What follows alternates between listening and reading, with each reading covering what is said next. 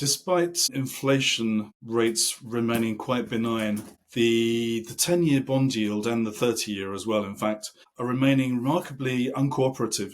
This has all sorts of implications, namely fiscal, for the US government. Do you think this would encourage them to reassess their proposed tax cuts? When you look at development lately, it was, I think, on Friday, they reject the proposal. The Commission of the House of Representatives rejected some proposal, but finally over the weekend, they came out with a solution. So they are moving forward with the idea of cutting taxes. So I think, no, for the time being, they are still trying to find a way to put some budgetary impulse into the economy, which could be worth about 1% of GDP growth next year. But it's something that they are keen to do. It's not necessarily from there that you need to expect a support for the treasury bond market. I don't think this is where they can really find a support.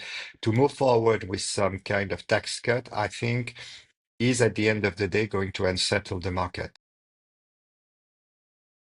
Could we have a situation whereby, and I'm not at all suggesting that this is going to happen, whereby the Fed cuts interest rates and the bond market disapproves and it increases yields on the 10-year bond? I can't remember the last time that happened in markets, but do you think that's a possibility? It's a possibility. You have a possibility. It depends in which condition the Fed decide to cut rates. As I mentioned before, you have a lack of visibility on the economic cycle. I think that it's very difficult for central bankers, especially for American central bankers, to assess which kind of economic outlook they need to consider for the coming 6 to 12 months. Because you have a lot of uncertainties on inflation, you have a lot of uncertainties on the growth prospects. So if they cut rates because suddenly there is a fear and they cut rates where inflation is not under control, the market could react very negatively to such a development. So it's all the combination of growth and inflation that will determine if there is such a development.